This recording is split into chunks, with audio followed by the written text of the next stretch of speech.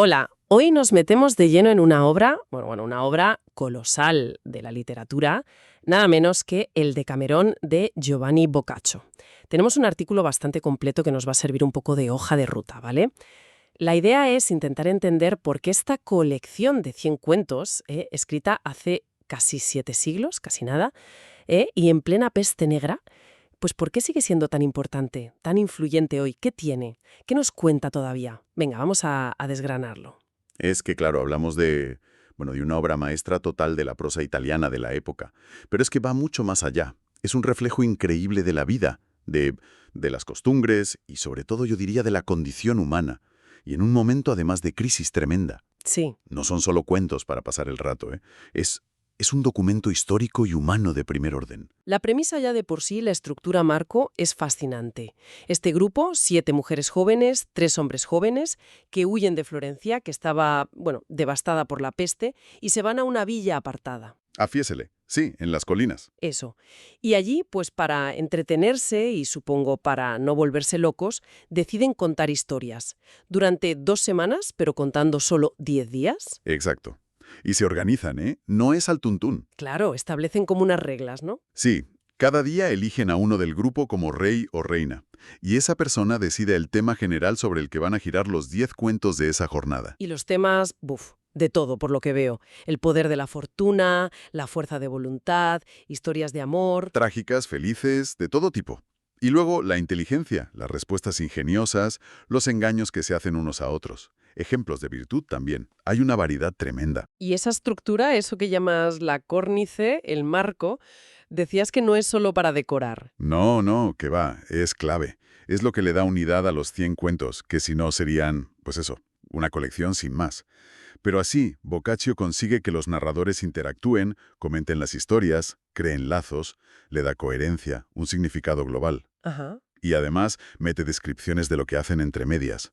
Comen, pasean, cantan, incluso transcribe canciones populares italianas. Le da una textura muy viva, muy real. Qué bueno. Y dentro de esa organización, de ese orden, hay una pequeña anarquía, ¿no? El personaje este, Dioneo. Ah, Dioneo, sí, sí. Él es el verso suelto. Siempre cuenta la última historia, la 10ª de cada día. Y tiene total libertad para elegir el tema. Y suele ser el más... El más picante, el más irreverente, a menudo. Se le permite por su ingenio, por su gracia. Ajá. Y hay quien ha visto en él, pues, como una especie de reflejo del propio Boccaccio, ¿sabes? Como si fuera el espacio donde el autor se permite ser más gamberro o más crítico. Hablemos de eso, del contenido. ¿De qué van realmente esos 100 cuentos? Porque se dice que hay de todo, desde lo erótico a lo trágico. Es que es literal. La variedad es apabullante. Y yo creo que esa es una de las claves de que siga vivo. Tienes cuentos que son pura comedia, casi una farsa. Otros que son conmovedores hasta la médula. Hay lecciones de vida, pero como escondidas, ¿sabes? No te da la moraleja directamente. No es un libro de autoayuda. No para nada. Y luego, claro, la crítica. Una crítica social y religiosa muy, muy afilada. Especialmente contra la hipocresía, la avaricia, la lujuria, sobre todo del clero. Ahí no se corta. Aquí es donde, como decía antes, se pone la cosa interesante de verdad. Porque no es solo la variedad, son los temas. Hablas de ambición femenina, de deseo femenino, tratado con una naturalidad que choca para ser el siglo XIV, ¿no? Casi igual que el masculino. Totalmente. Ese es un punto fortísimo de su modernidad. Boccaccio crea personajes femeninos que son complejos, que toman la iniciativa, que tienen sus propios deseos y planes. Nada que ver con el típico estereotipo pasivo. ¿Rompedor, no? Mucho. Y además, refleja de maravilla las tensiones de su época, esa nueva clase social, la burguesía comerciante, que está subiendo. Frente a la nobleza de siempre. Exacto. Y los peligros de los viajes, las aventuras de los mercaderes. Es un cuadro social muy, muy vivo. Y por debajo de todo esto flotan ideas más filosóficas, ¿no? Como lo de la fortuna. Importantísimo. La dama fortuna y su rueda. Ese símbolo medieval tan potente del cambio, de cómo la suerte va y viene, a veces sin lógica aparente. Pues eso está presente en muchísimas historias. Pero Boccaccio lo usa de una forma muy particular. Distinta a Dante, por ejemplo. Sí, claro. Dante usa alegorías pero con un fin, trascendente, religioso. Boccaccio las usa a menudo con una intención mucho más terrenal, a veces satírica, como para cuestionar las verdades absolutas, ¿sabes? Incluidas las religiosas. Entiendo. Y esa sátira contra la Iglesia, que es muy evidente en algunos cuentos, hay que ponerla en su contexto. La peste negra fue un golpe brutal a la credibilidad de la Iglesia para mucha gente. Había un descontento palpable. También he leído algo sobre posibles significados ocultos, quizás con los números. 7 mujeres, 3 hombres. Sí, bueno, eso ha dado para muchas especulaciones.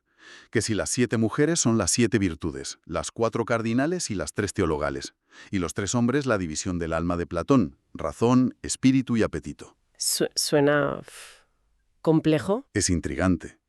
El propio Boccaccio dice, en la introducción, que eligió nombres apropiados a las cualidades de cada uno. Pampiña, Fiametta, Filomena, Pánfilo, Filostrato, Dioneo. Pero vamos, probarlo de forma definitiva es complicado. Forma parte del misterio, del aura que tiene la obra. Vale. Pregunta del millón. ¿Estas 100 historias se las inventó Boccaccio de la nada? Pues mira, la respuesta corta es que no. Rotundamente no. Ah, vale. Boccaccio era un erudito. Conocía muy bien la literatura que le precedía y bebió de un montón de fuentes. Cuentos franceses, italianos, latinos, incluso historias que venían de sitios tan lejanos como la India o el Medio Oriente, que llegaban a través de España o de las rutas comerciales. Algunas tramas ya eran viejísimas en su tiempo. Anda. Fíjate, hasta la descripción de la peste negra, que es tan vívida y parece tan personal, bueno, seguro que puso mucho de su experiencia, pero tiene ecos de descripciones anteriores, como una de Pablo el Diácono del siglo VIII. O sea, que era un gran reciclador. Más que reciclador, yo diría un recreador genial. Y la influencia de Ovidio, por ejemplo, es tan fuerte que se le llegó a llamar el Ovidio italiano. Entonces, si las tramas no son originales en su mayoría, ¿dónde está la genialidad de Boccaccio? ¿Qué hizo él? Pues ahí está la clave. No se limitó a copiar y pegar. Transformó ese material. Primero, lo actualizó. Lo trajo a su mundo, al Trecento italiano, con sus ciudades, sus costumbres, sus tipos sociales. Les dio una vida nueva. Les dio contexto. Exacto. A veces incluso mezclaba varias tramas antiguas para crear una historia nueva, más rica, más compleja, como en el cuento II o el VI-7, por ejemplo. Y sobre todo, has mencionado antes a los personajes. Ahí es donde Boccaccio es un maestro absoluto. Esa es su gran innovación, yo diría. ¿En qué sentido? ¿Cómo son esos personajes? Pues les da una profundidad psicológica que no era nada habitual en la narrativa anterior. Incluso en los cuentos más cortos, sus personajes actúan y hablan de una manera que te parece lógica, coherente con quienes son. Usaba el diálogo de forma magistral para definirlos, para mostrar su carácter, sus intenciones.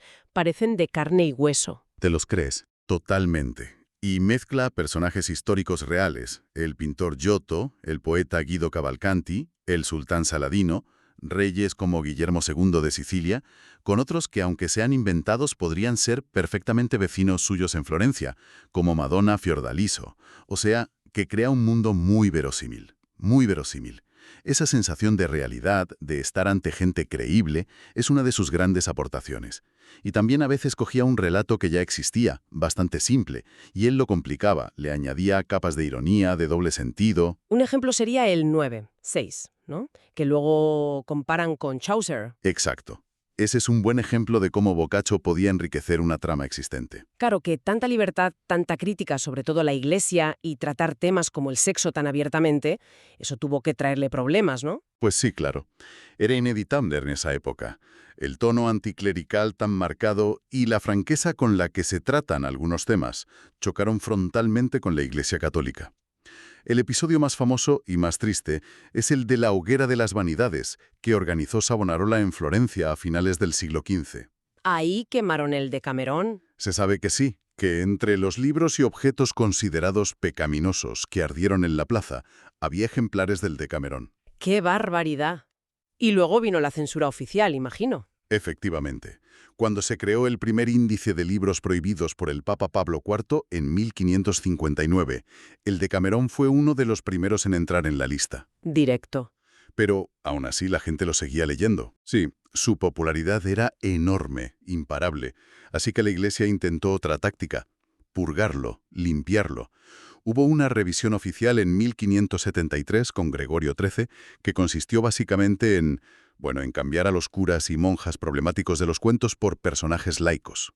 Anda, cambiaban los personajes. Sí, sí, donde había un fraile lujurioso, ponían un artesano o un mercader. Y luego en 1582 hubo otra revisión, encargada por Sixto V, que intentó ajustar el texto aún más. Curioso, ¿no? En vez de prohibirlo, ella intenta reescribirlo. Eso demuestra la potencia que tenía la obra, ¿no? Era tan popular que no bastaba con prohibirla, había que intentar neutralizarla desde dentro. Es fascinante. Y esta obra tan famosa y a la vez tan polémica, ¿cómo salió de Italia? Las traducciones serían clave, pero me imagino que también un lío. Pues sí, fueron microfiales y, como dices, un lío. Algunos cuentos sueltos empezaron a circular y a traducirse bastante pronto a otras lenguas.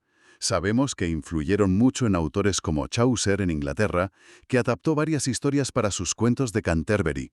Pero una traducción completa. Eso tardó mucho más. En inglés, por ejemplo, durante siglos no hubo una traducción completa y fiel. ¿Por qué? Por la censura. Por la censura y por la autocensura. Las primeras versiones, como una de 1620 atribuida a John Florio o una anónima de 1702, o la de Balwi de 1741, todas ellas omitían cuentos enteros o suavizaban pasajes. ¿Cuáles eran los más problemáticos? Pues los considerados más licenciosos o irreverentes, el 3X, el 9X y uno, el 5X, que tenía insinuaciones homosexuales, también solía caerse o alterarse mucho. Hasta que por fin hubo que esperar hasta 1886 para la primera traducción inglesa completa y sin censura, la de John Payne. Y luego ya en el siglo XX y XXI han salido muchas traducciones modernas muy buenas que intentan captar toda la riqueza del original. ¿Y en español o francés fue más fácil? Pues mira, curiosamente hubo una figura que ayudó mucho, Petrarca, el poeta amigo de Boccaccio. ¿Petrarca tradujo el Decamerón? No todo, pero tradujo al latín la última historia, la de Griselda, que es muy famosa. Y esa versión latina de Petrarca circuló muchísimo por toda Europa y sirvió de puente. Ah, claro, al estar en latín. Facilitó las primeras traducciones a las lenguas vernáculas. De hecho, la primerísima traducción registrada a otra lengua moderna fue al catalán, ya en 1429. ¡Qué pronto! Sí, y poco después al francés y al español. A partir de ahí, bueno, cada época ha ido haciendo sus propias traducciones, cada una enfrentándose al reto de cómo trasladar ese florentino del Trecento tan vivo y lleno de matices. Y el impacto, el legado, no se limita a que se leyera mucho, parece que influyó en todo, ¿no? Es que es un impacto gigantesco, y en todos los campos. En el teatro, por ejemplo, es brutal. Shakespeare lo usó directamente como fuente para varias obras. Bien está lo que bien acaba, Cimbelino, beben directamente de cuentos del Decamerón. No sabía eso de Shakespeare. Pues sí. Y en España, Lope de Vega. Se calcula que al menos 12 de sus comedias adaptan historias de Boccaccio. 12. 12. Y Molière en Francia, también. La Escuela de los Maridos, George Dandin, tienen tramas que vienen de ahí. Y en prosa, en novela, en poesía. También. Martín Lutero lo cita, Perrault adaptó la historia de Griselda, Jonathan Swift. En poesía, pues el propio Chaucer con su cuento del administrador sobre Griselda. Más tarde Keats con Isabella or the Pot of Basil, Shelley, Longfellow. La lista es interminable, de verdad. Impresionante. Y fuera de la literatura escrita. Música, cine. También. Hay varias óperas basadas en la historia de Griselda, por ejemplo, usando un libreto famoso de Apóstolo Zeno. Cimarosa también le dedicó una ópera. Y en cine y televisión, pues desde la película de Pasolini, de 1971, que es un clásico, Sí, muy conocida. hasta otras adaptaciones como Decameron Nights o Virgin Territory. Y más recientemente incluso una miniserie de Netflix llamada The Decameron, que se inspira libremente en el ambiente y la estructura. Lo increíble es que esa estructura narrativa, la de contar historias en grupo para sobrellevar una crisis, sigue siendo un modelo potentísimo hoy. Te refieres a esos proyectos que surgieron con la pandemia de COVID, ¿verdad? Exactamente. Iniciativas como The Decameron Project, que lanzó The New York Times Magazine, u otras parecidas que hubo en Australia, en San Diego, la idea era la misma, pedirle a escritores actuales que crearan relatos cortos durante el confinamiento. Era como volver a Boccaccio, ¿sabes? Usar la narración como refugio, como forma de conexión en medio del caos. Demuestra que la idea sigue funcionando casi 700 años después. Totalmente. Es la prueba de la vigencia de esa estructura y de esa necesidad humana de contarnos historias, sobre todo en momentos difíciles. Y ya para ir terminando, un último detalle, casi una curiosidad sobre Boccaccio. Parece que no solo escribió la obra, sino que igual hasta la dibujó él mismo. Sí, es una historia fascinante. Hay un manuscrito, el Códice Hamilton 90, que está en Berlín. Se considera que es autógrafo de Boccaccio, o sea, escrito de su puño y letra, ya en sus últimos años, y lo curioso es que tiene unos dibujos, unas ilustraciones bastante elaboradas. ¿Hechas por él? Se cree que sí, que muy probablemente las hizo él mismo. Y se piensa que esos dibujos influyeron mucho en cómo se ilustró el Decamerón después, en otros manuscritos e impresiones. O sea que era un artista completo. Nos da una imagen de él no solo como escritor, sino como alguien implicado en todos los aspectos de la creación de su libro. Muy interesante. Pues la verdad es que después de darle esta vuelta, el Decamerón se ve como un universo entero. Un tapiz increíblemente rico. 100 historias que lo recogen todo. La comedia, la tragedia, el ingenio humano, la estupidez, el amor en todas sus formas, la crueldad, la virtud. Y todo con ese telón de fondo tan tremendo de la peste negra. Exacto. Y quizás la reflexión final que podríamos dejar en el aire para quien nos escucha es precisamente esa. Esa estructura que Boccaccio creó, ¿no? Un grupo de gente que, en mitad del caos absoluto, de la muerte acechando, deciden refugiarse en la belleza, en el orden, en la conexión humana que surge al contarse historias. ¿Cómo resuena eso hoy? En nuestros propios tiempos de incertidumbre, de crisis, sean las que sean. ¿Sigue siendo la narración, el compartir relatos, una herramienta tan fundamental para nosotros, para procesar lo que nos pasa, para entendernos, para reafirmar lo que nos une como humanos? Yo creo que sí.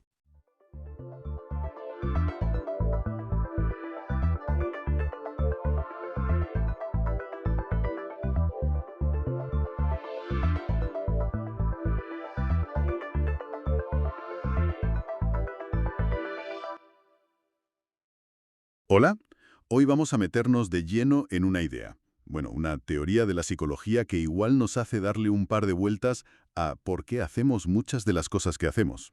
¿Hola? Sí, vamos a hablar de la teoría del manejo del terror. Suena un poco intenso, ¿verdad? TMT por sus siglas en inglés. Un poco sí. La idea es explorar cómo el ser conscientes de que somos mortales, algo que normalmente no tenemos en primer plano, pues podría estar influyendo muchísimo en nuestras creencias, valores, incluso en cómo nos organizamos socialmente. Exacto. Nos basamos en buena medida en el análisis que se hace en fuentes como la Wikipedia, que recopila bastante bien el estado de la cuestión. Y la idea de partida, que viene sobre todo del antropólogo Ernest Becker, es bastante provocadora. Sugiere que mucho de lo que consideramos cultura, mucho de nuestro esfuerzo vital, es en realidad una defensa muy sofisticada contra el miedo a morir. Una forma de negar o trascender la muerte. Casi nada. Pues sí. A ver, vamos a empezar por el principio. La TMT dice que los humanos vivimos con un conflicto interno bastante importante, ¿no? Fundamental, diría yo. Por un lado, tenemos el instinto básico de supervivencia, como cualquier animal. Queremos seguir viviendo. Claro, eso es lo básico. Pero por otro lado, nuestra inteligencia, nuestra capacidad de pensar en el futuro y en abstracto, nos hace ser muy conscientes de que la muerte es inevitable y además impredecible. No sabemos cuándo va a llegar. Y ese choque entre el querer vivir para siempre y saber que no va a ser así es lo que genera el terror. Eso es. Según la teoría, genera una ansiedad muy profunda, un terror existencial. Normalmente no somos conscientes de él todo el tiempo, claro. Sería imposible vivir así. Está latente. Vale, ¿y cómo nos las arreglamos para que no nos paralice? ¿Cómo manejamos ese terror? Pues la TMT propone dos vías principales. Una es el escapismo, distraernos, pero la más fundamental, digamos, es aferrarnos a lo que llaman visiones culturales del mundo. Visiones culturales. ¿Te refieres a la religión, las ideologías, la nacionalidad? Exacto. Son esos sistemas de creencias, valores, normas que comparte nuestro grupo. Nos dan un marco de referencia, un sentido de que el mundo es estable, ordenado, significativo, y sobre todo nos ofrecen maneras de sentir que nuestra vida tiene valor y permanencia. O sea que la cultura sería como una especie de parachoque psicológico contra la angustia de saber que somos finitos. Justo. Un parachoques que nos protege de la idea de que nuestra existencia podría ser insignificante en un universo indiferente, y lo hace ofreciendo básicamente dos tipos de inmortalidad. ¿Inmortalidad? ¿Cómo? Bueno, por un lado, la inmortalidad literal, la creencia en una vida después de la muerte, el cielo, la reencarnación, muy presente en muchas religiones. Vale, esa es la más obvia. Y por otro lado, está la inmortalidad simbólica. Esta es más sutil, pero igual de importante. Es la sensación de que formamos parte de algo más grande que nosotros mismos y que va a perdurar cuando ya no estemos. Por ejemplo, Pues nuestra nación, nuestro linaje familiar, nuestras contribuciones a la ciencia, al arte, a una causa, o incluso la idea de que nuestra identidad simbólica, nuestros logros, nuestra personalidad única, nos eleva por encima de nuestra condición de meros organismos biológicos destinados a morir. Ser algo más que un cuerpo. entiendo, es una forma de trascender la muerte sin necesidad de creer en un más allá literal. Y todo esto viene de Ernest Becker, ¿no? Él fue el pionero. Sí, él puso las bases con su libro La negación de la muerte, que ganó un Pulitzer en los 70, fue un trabajo muy influyente. Luego, Jeff Greenberg, Sheldon Solomon y Tom Pyszczynski recogieron sus ideas y las desarrollaron ya como una teoría psicológica empírica, la TMT. ¿Y Becker, en quién se inspiraba? Pues en filósofos existencialistas como Kierkegaard, en psicoanalistas como Otto Rank.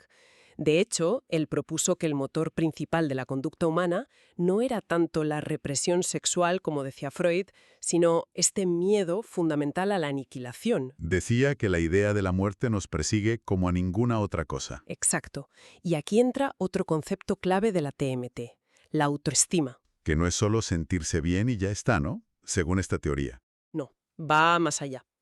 La autoestima, para la TMT, es la medida subjetiva de cuánto creemos que estamos cumpliendo con los estándares y valores de nuestra visión cultural del mundo. Es sentir que somos buenos según las reglas de nuestro grupo. Y eso nos protege del terror. Sí, funciona como un amortiguador de la ansiedad. Si yo creo firmemente en mi visión del mundo, sea la que sea, y además siento que soy un miembro valioso dentro de ella, que estoy a la altura, mi autoestima sube y la ansiedad existencial se mantiene a raya.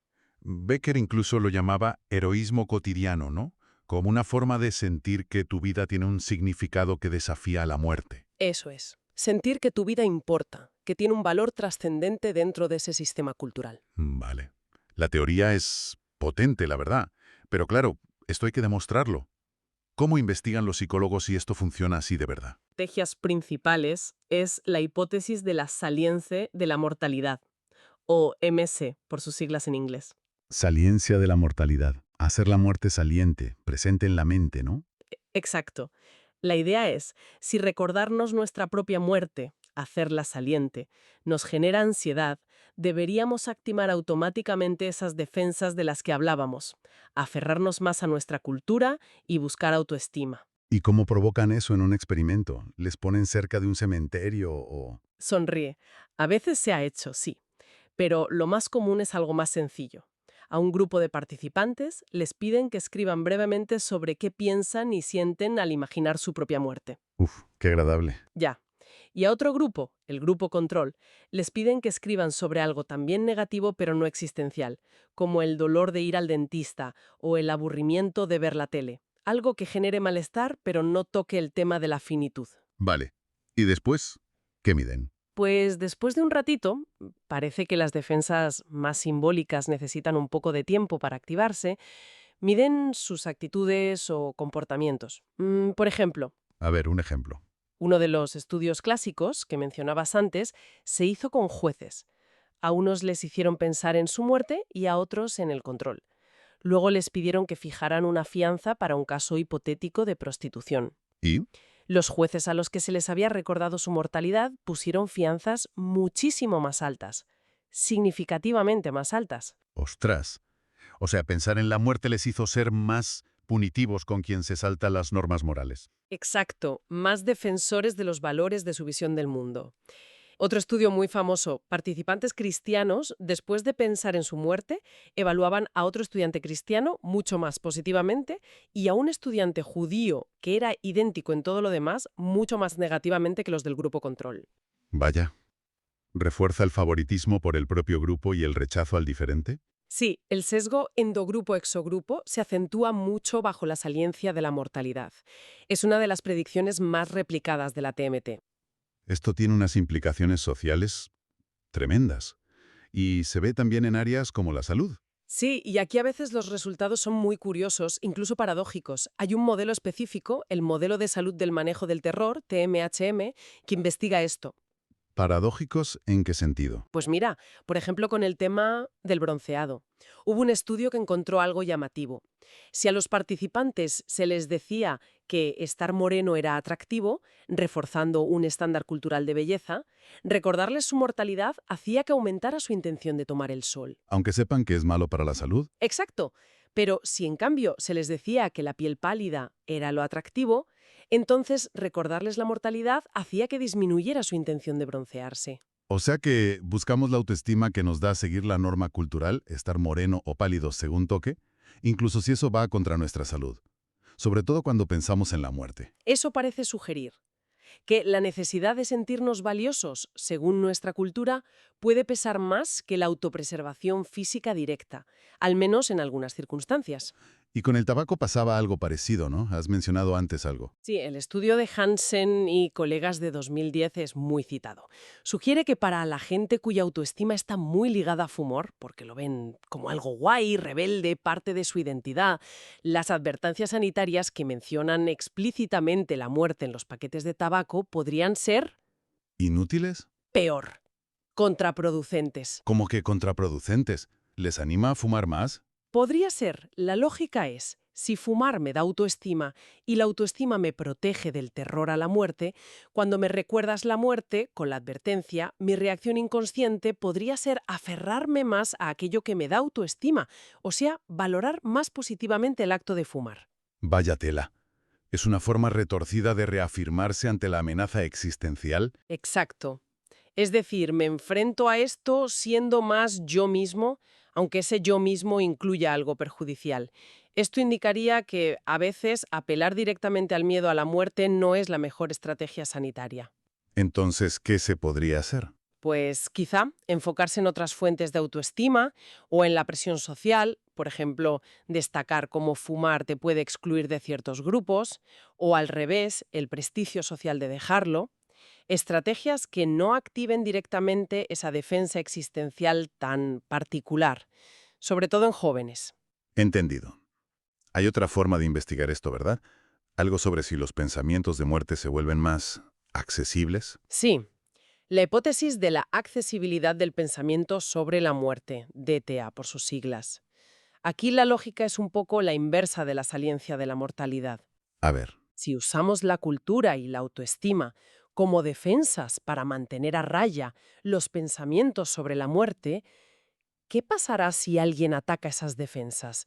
Si critican tus creencias, tus valores, o te hacen sentir que no vales nada según tu cultura? pues supongo que esas defensas se debilitan y los pensamientos sobre la muerte que estaban controlados se cuelan. Exacto. Se vuelven inconscientemente más accesibles, afloran a un nivel preconsciente, y esto se puede medir. ¿Cómo mides si alguien tiene pensamientos de muerte más accesibles? Se usan tareas indirectas. Una muy común es la de completar fragmentos de palabras. Te dan letras como ATA y ven si es más probable que completes ataúd en lugar de atado. O MUR y completas muerte en vez de muermo. Ingenioso. Sí, si los pensamientos relacionados con la muerte están más activos en tu mente, aunque no seas consciente de ello, tiendes a completar las palabras ambiguas en esa dirección. Esto ayuda a diferenciar entre defensas proximales, ¿Proximales? las que usamos justo cuando la amenaza es directa, y consciente. Por ejemplo, negar el peligro, decir, eso no me va a pasar a mí. Son más racionales. Vale. Y las defensas distales, que son las que actúan después de un tiempo, de forma más inconsciente y simbólica, como aferrarse a la cultura o buscar autoestima.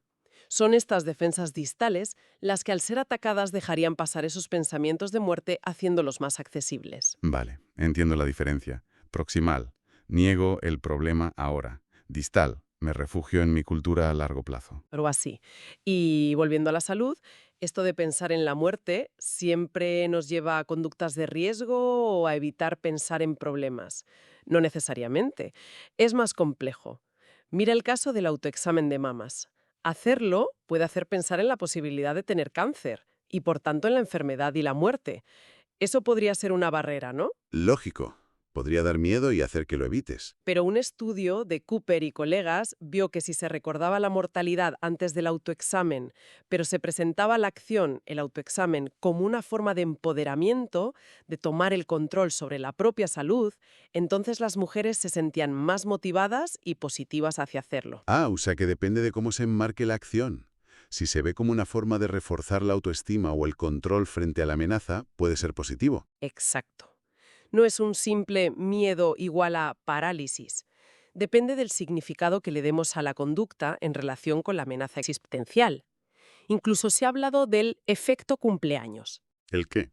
un ligero aumento estadístico de la mortalidad justo alrededor de la fecha del cumpleaños. Algunos sugieren que podría estar relacionado con el estrés extra que genera ser más consciente de la propia edad y finitud en esas fechas. Curioso cuanto menos. Y la teoría se ha aplicado a un montón de áreas más, ¿cierto? Has mencionado la política antes. Sí, en política y liderazgo es muy relevante.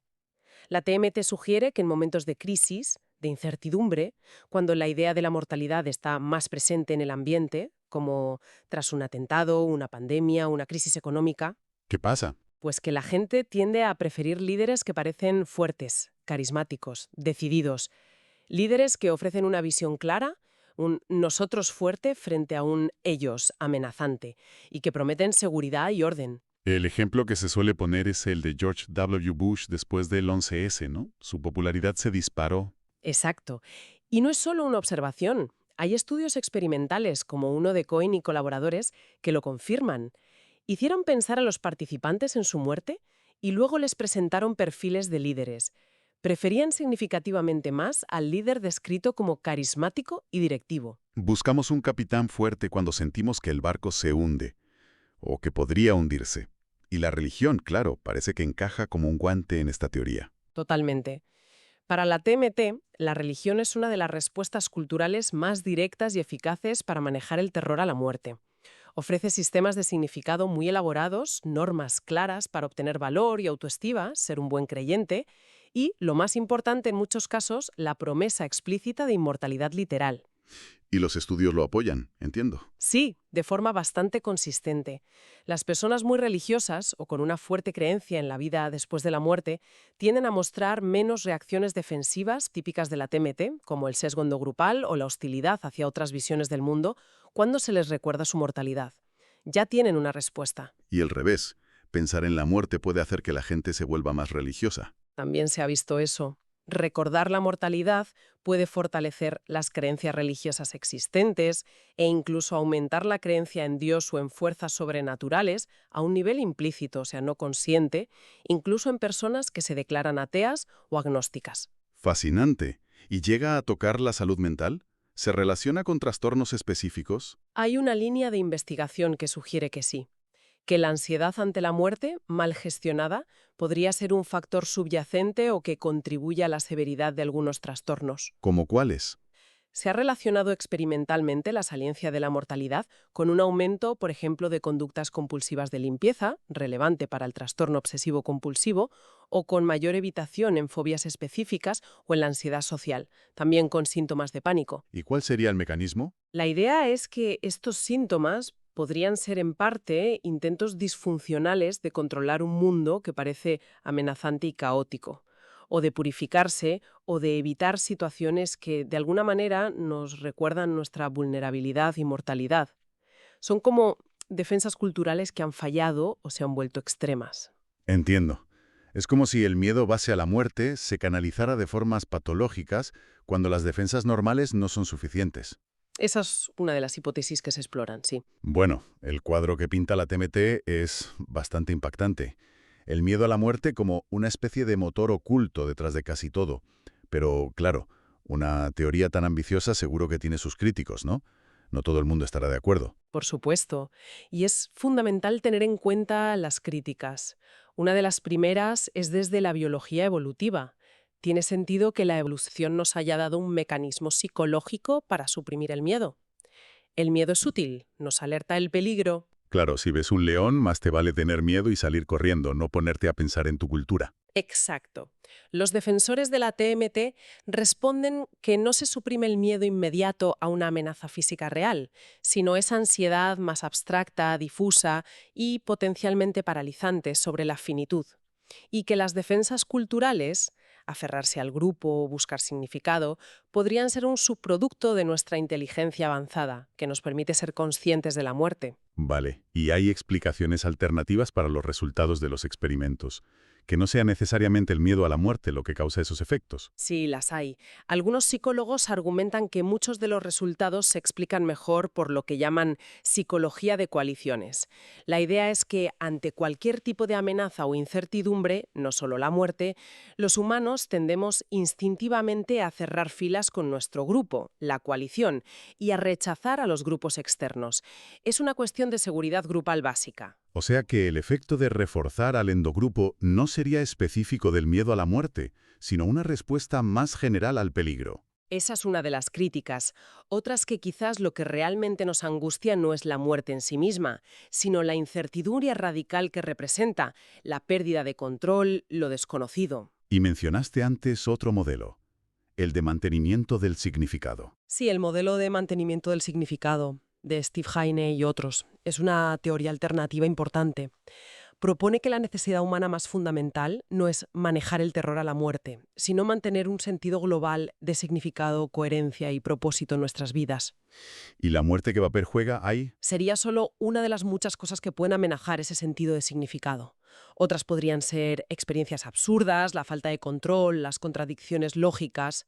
Cuando nuestro sistema de significado se ve amenazado, por lo que sea, reaccionamos intentando reafirmarlo. Y esas reacciones podrían parecerse a las que describe la TMT, pero la motivación de fondo sería más amplia.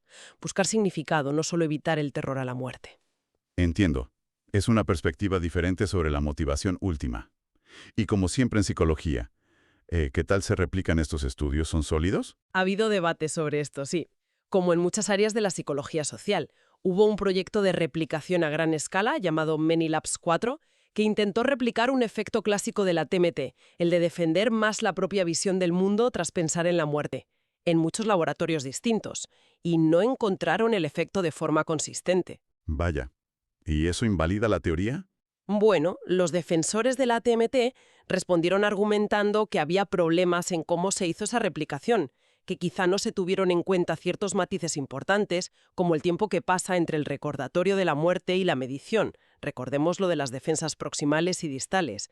Argumentan que el fenómeno es real y robusto, pero que hay que estudiarlo bajo las condiciones adecuadas. Es un debate científico activo, como debe ser. Claro. La ciencia avanza así. Bueno, hemos recorrido bastante camino. Si tuviéramos que quedarnos con la esencia de todo esto que hemos explorado sobre la teoría del manejo del terror, ¿qué destacarías? Pues yo diría que lo fundamental es entender ese conflicto básico que plantea. Nuestro deseo de vivir choca con nuestra conciencia de que vamos a morir y cómo, según esta teoría, usamos dos herramientas psicológicas principales para lidiar con la ansiedad que eso genera: la cultura, nuestra visión del mundo, y la autoestima, sentirnos valiosos dentro de esa cultura. Y hemos visto cómo intentan estudiar esto en los laboratorios, haciendo pensar a la gente en su muerte, la saliencia de la mortalidad, o viendo si esos pensamientos se vuelven más accesibles cuando nos sentimos amenazados, DTA. Exacto. Y las implicaciones que esto tiene, o podría tener, en áreas tan variadas como la salud, con esos efectos a veces contraintuitivos, la política y el liderazgo, las creencias religiosas e incluso la salud mental. Sin olvidar que es una teoría con sus críticas, con modelos alternativos y con debates abiertos sobre la replicación, como hemos visto. Desde luego. Pero más allá de los detalles académicos, creo que la pregunta interesante que nos deja es, ¿podemos reconocer algo de estos mecanismos en nuestra vida cotidiana? ¿En cómo reaccionamos ante ciertas noticias? ¿En la intensidad de algunas discusiones? ¿En por qué admiramos o rechazamos a ciertas personas o símbolos? ¿En nuestras propias decisiones sobre qué es importante? Sí, invita a observarse un poco. Y quizá una última reflexión que se deriva de todo esto. Si una parte tan importante de nuestro comportamiento, de nuestras creencias, de cómo construimos nuestras sociedades, estuviera influida, a menudo sin que nos demos cuenta, por este intento constante de mantener a raya el miedo a nuestra propia finitud. ¿Qué pasaría si encontráramos maneras, como individuos y como sociedad, de mirar esa finitud de frente, de una forma más consciente, quizá más serena, menos defensiva? Es una gran pregunta. ¿Cambiaría nuestras prioridades? ¿Nuestra forma de relacionarnos con los demás, con el planeta? ¿Lo que consideramos que es de verdad una vida bien vivida? Ahí queda eso, para seguir dándole vueltas.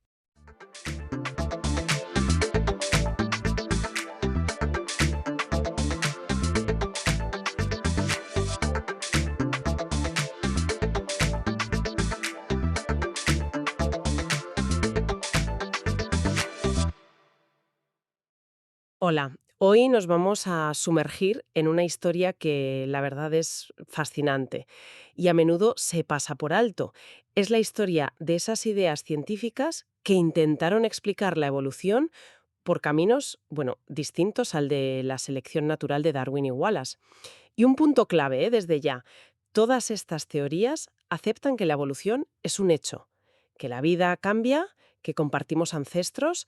La discrepancia está en el cómo, en cuál es el motor principal de ese cambio. Y para explorarlo nos hemos fijado en extractos de un artículo enciclopédico bastante detallado. La idea es entender por qué surgieron estas alternativas, qué mecanismos proponían, de verdad, y qué ha sido de ellas. Vamos a ver que el debate sobre cómo funciona la evolución ha sido, y bueno, sigue siendo, increíblemente rico. Mucho más que un simple Darwin sí o Darwin no. Vale, vamos a meternos en harina. Lo primero y fundamental, para que quede claro, no estamos hablando de creacionismo ni nada parecido. Estas teorías alternativas parten de la ciencia. La evolución ocurre, punto. Su gran pregunta no es si pasa, sino por qué y cómo pasa. Argumentaban que la selección natural, vale, existe, pero quizá no era toda la película, o ni siquiera la parte más importante. Exacto. Y lo fascinante aquí es intentar entender por qué tantos científicos buscaron otras vías. Había muchas motivaciones, la verdad.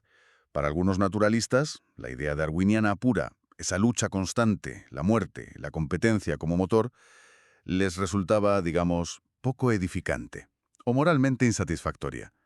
Echaban en falta como un propósito, ¿sabes? Una dirección, un progreso en la vida, lo que se llama teleología.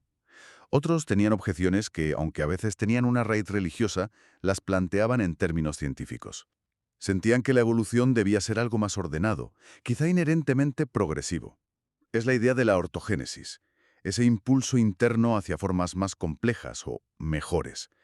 Y claro, veían la selección natural tan dependiente del azar, de la oportunidad, pues la veían insuficiente para explicar esa supuesta dirección.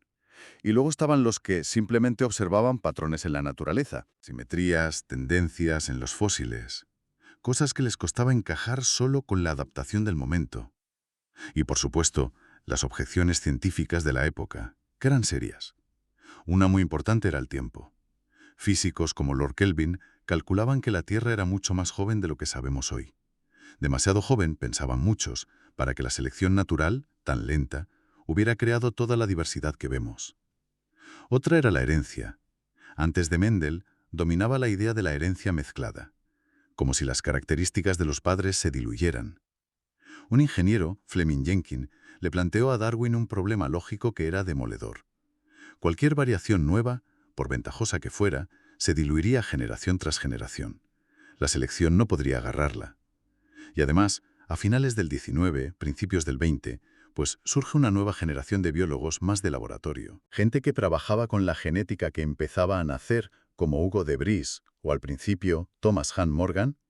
Estos científicos a menudo desconfiaban de las observaciones de campo de Darwin, las veían poco controladas. Buscaban mecanismos más directos, observables en el laboratorio, mutaciones, por ejemplo. Todo esto creó el caldo de cultivo perfecto para las alternativas. Sí, para tener un contraste, recordemos que antes de Darwin lo que dominaba eran ideas fijistas. Aristóteles con especies inmutables, la gran cadena del ser medieval, incluso ya en el 19 un crack como Georges Cuvier, que sí reconocía extinciones, defendía la correlación de las partes. Su argumento era fuerte. Un bicho es un sistema tan integrado que si cambias una pieza lo desajustas todo. ¿Cómo iba a funcionar una evolución gradual pasito a pasito? Cuvier, de hecho, es famoso por el catastrofismo. Veía cambios bruscos en los fósiles entre capas de roca y los atribuía a catástrofes, inundaciones, volcanes, que barrían la fauna local. Luego venía una repoblación, aunque no decía cómo. Y aunque Cuvier no era evolucionista, es curioso, ¿no? Cómo su idea de catástrofes que afectan a la vida resurgió en el siglo XX, pero ya dentro del marco evolutivo. El ejemplo más claro es lo del meteorito de Chicxulub, lo que propusieron los Álvarez en los 80 para explicar la extinción de los dinosaurios. Una catástrofe real que cambió la evolución. Vaya que sí la cambió. Aquí es donde la cosa se pone realmente interesante. Hablemos del lamarquismo.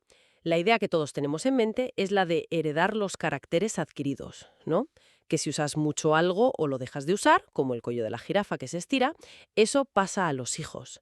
Lo curioso es que el propio Darwin aceptó esto en parte. Lamarck lo veía como algo secundario en su teoría, que iba más de un impulso interno hacia la complejidad. Exacto. Y el neolamarquismo tuvo bastante tirón a finales del 19, sobre todo entre paleontólogos como Edward Drinker Cope en Estados Unidos. Veían tendencias en los fósiles y las interpretaban como resultado de esfuerzos o hábitos que se heredaban. Buscaban una evolución con más intención. Pero la crítica fue doble. Primero, que no había pruebas experimentales claras. Nadie lo demostraba bien. Y segundo, el golpe teórico vino de August Weismann, a finales del 19, con su teoría del plasma germinal.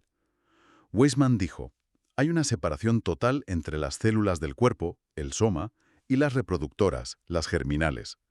Los cambios en el cuerpo, decía, no pueden afectar a las células germinales. Es la famosa barrera Weismann. Pero entonces, si esa barrera parecía tan sólida, ¿por qué sigue sonando eso de que la experiencia vital puede influir en la herencia? Pienso en la epigenética, de la que se habla tantísimo ahora. Excelente pregunta. Ahí está el kit de la cuestión. La epigenética moderna estudia cambios en cómo se leen los genes, no en el ADN en sí. Y algunos de estos cambios epigenéticos, marcas químicas en el ADN, por ejemplo, sí pueden verse influidos por el ambiente, por la experiencia. Y en algunos casos, ojo, pueden pasar a la siguiente generación. Esto ha hecho que se vuelva a mirar a mecanismos tipo Lamarck, pero es súper importante entender la diferencia. No es el lamarquismo clásico, de cambios dirigidos por la necesidad y heredados tal cual. Los cambios epigenéticos no alteran el ADN, suelen ser reversibles a largo plazo, y su transmisión estable entre generaciones parece rara en animales complejos.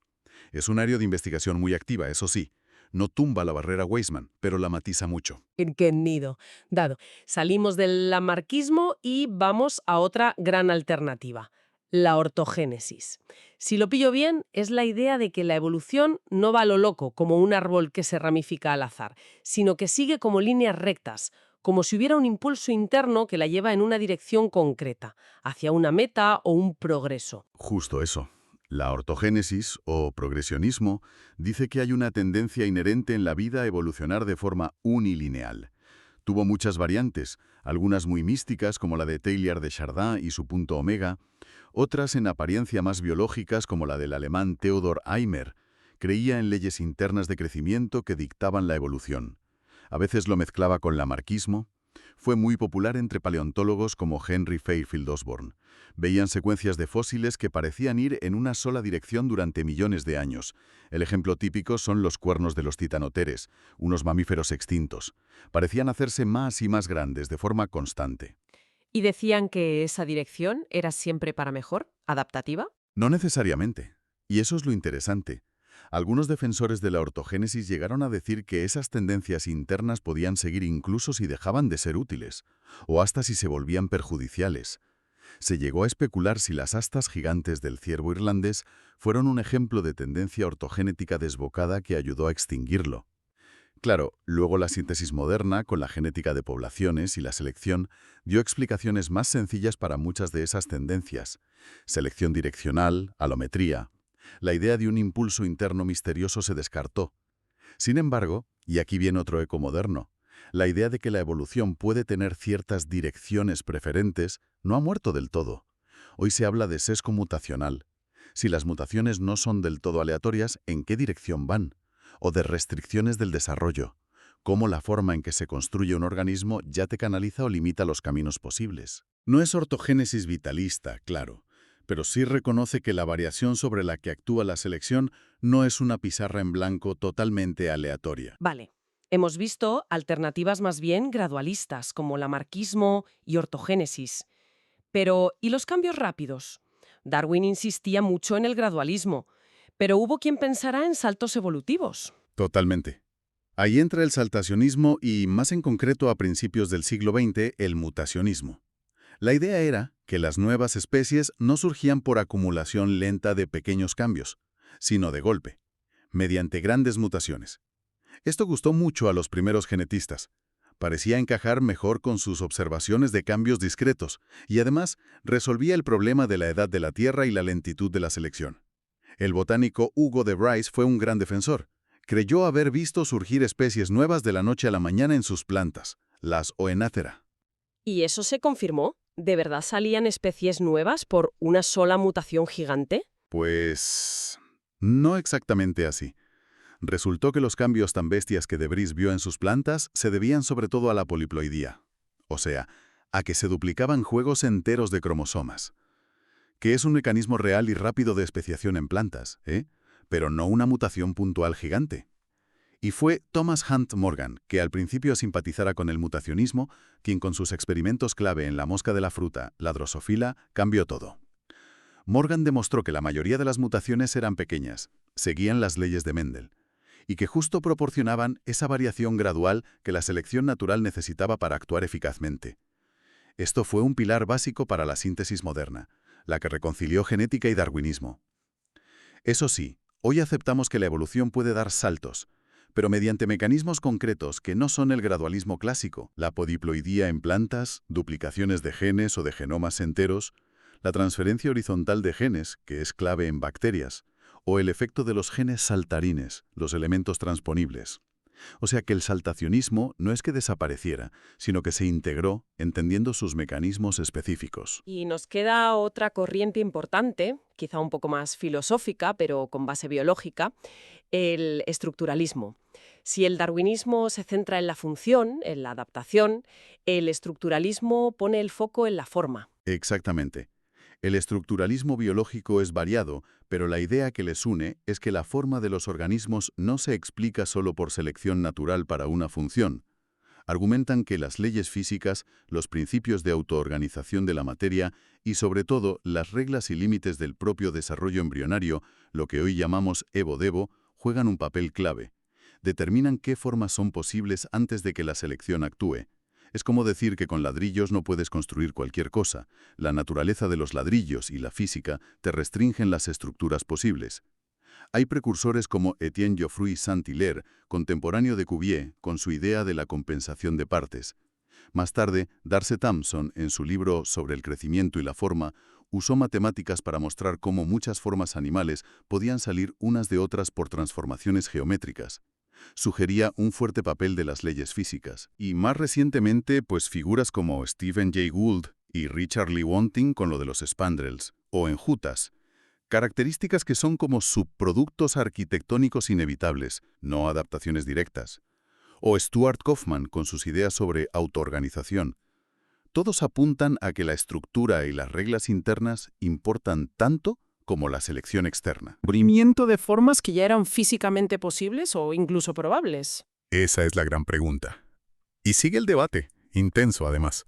Los que defienden una visión más centrada en la selección suelen destacar la evidencia brutal de adaptación detallada y la potencia de la genética para explicar cómo se construyen formas complejas. Aceptan las restricciones físicas, ¿vale? Pero ven la selección como el escultor principal.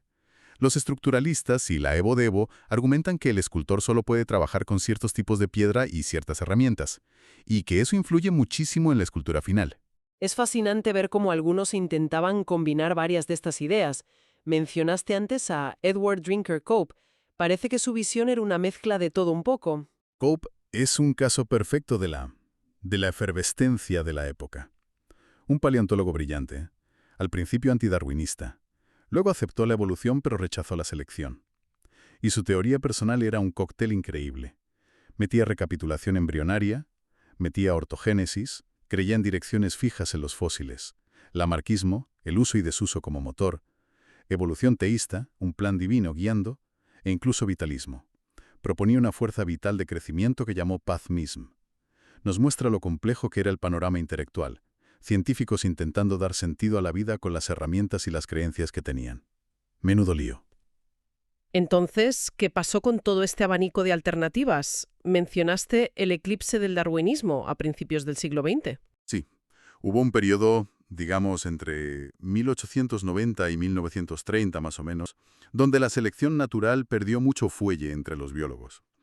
Sin embargo, las alternativas principales, como la ortogénesis o el lamarquismo, aunque eran populares, pues carecían de mecanismos experimentales sólidos. No había pruebas claras. El mutacionismo sí tenía un mecanismo, las mutaciones, pero la versión inicial de grandes saltos no se sostuvo, y como vimos acabó integrándose con Darwin. Y entonces llegó la revolución, la síntesis moderna, aproximadamente entre los años 20 y los 40 del siglo XX. Fue la gran reconciliación. Entre la genética mendeliana, que por fin explicaba la herencia y la variación que Darwin necesitaba, y la selección natural. Figuras como Fisher, Haldane, Bright, Dobzhansky, Meyer, Simpson, Stebbins construyeron un marco matemático y conceptual tan potente que barrió o absorbió la mayoría de las alternativas. El neodarwinismo se convirtió en la ortodoxia dominante durante décadas. Pero por lo que hemos estado hablando, parece que la historia no terminó ahí del todo, que elementos de esas viejas ideas están como volviendo, ¿no? Pero con otras formas. Totalmente. Y eso es lo apasionante del estado actual de la biología evolutiva. Aunque el núcleo sigue siendo darwiniano, claro, la selección natural es clave para la adaptación, hemos visto cómo ideas antes descartadas resurgen con nueva evidencia. El catastrofismo se acepta para eventos de extinción masiva. La epigenética da una nueva vida, aunque matizada, a la herencia de caracteres influidos por el ambiente. La Evo-Devo recupera el énfasis estructuralista en las restricciones del desarrollo. Reconocemos mecanismos de cambio rápido tipo saltacionista y estudiamos sesgos en la mutación o el desarrollo que recuerdan a una ortogénesis pero sin misticismo. La visión actual es mucho más rica e integrada. Entonces, resumiendo un poco, la historia del pensamiento evolutivo no fue una autopista directa hacia Darwin, fue más bien como un delta de un río con muchos cauces que se exploraron. El debate sobre los cómo de la evolución fue y sigue siendo muy vivo. Exacto. Y eso nos lleva a una idea final para darle una vuelta. Toda esta investigación actual. En plasticidad fenotípica, cómo un mismo genotipo da distintas formas según el ambiente, en herencia epigenética, el papel de la autoorganización, las restricciones del desarrollo, las grandes transiciones como la simbiogénesis, el origen de nuestras células por fusión de otras. Todo esto está llevando a muchos biólogos a preguntarse si necesitamos actualizar el marco teórico. Se habla mucho de una posible síntesis evolutiva extendida, una ES por sus siglas en inglés, que integre formalmente estos factores junto a los clásicos de la síntesis moderna. Estamos a las puertas de una nueva revolución en cómo entendemos la evolución. Es quizá el debate más caliente en biología evolutiva hoy, una historia que desde luego sigue escribiéndose. Una pregunta apasionante para seguir explorando sin duda. Con ella nos despedimos por hoy. ¡Hasta la próxima!